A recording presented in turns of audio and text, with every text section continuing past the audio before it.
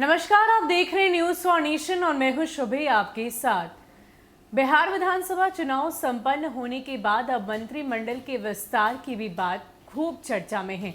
आपको बता दें कि पहले इसकी तारीख नवंबर महीने की बताई जा रही थी, लेकिन धीरे धीरे बढ़ते बढ़ते अब ये तारीख 15 दिसंबर तक चली गई है, यानी कि दिसंबर के दूसरे हफ्ते में मंत्रिमंडल का विस्तार माना जा रहा है।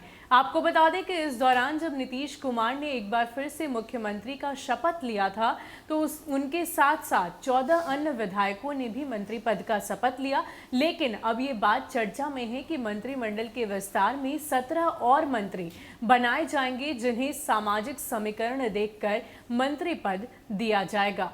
आपको बता दें कि बिहार विधानसभा सत्र खत्म होने के बाद ही मंत्रिमंडल के विस्तार पर चर्चा तेज हो गई थी, लेकिन अब 11 से 15 दिसंबर के बीच मंत्रिमंडल पर विस्तार होने की खबर आ रही है। बता दें कि नीतीश कुमार के सीएम पद की शपथ के दौरान 14 अन्य विधायकों ने मंत्री पद की शपथ ली थी। वहीं अब 17 और मंत्री बनाए जाने की खबरें तेज हो गई है। हालांकि सामाजिक समीकरण तय करने के हिसाब से ही मंत्री पद के लिए विधायक चुने जाएंगे। पहले चरण में मुख्यमंत्री समेत 15 मंत्री बने थे, जिसमें 7 भाजपा कोटे के हैं। इस बार होने वाले विस्तार में 16 अतिरिक्त मंत्रियों के बनने से नए एनडीए सरकार के मंत्रिमंडल में कुल मंत्रियों की संख्या 31 हो जाएगी।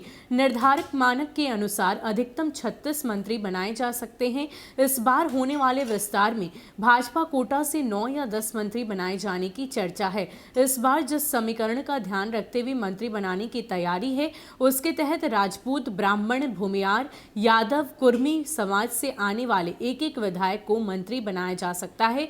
इसके अलावा कुशवाहा समाज से एक एमएलसी को भी मंत्री बनाने की चर्चा है। इन तमाम बातों का ध्यान रखते हुए भाजपा इस बार नए मंत्रिमंडल को आकार देने में जुटी हुई है।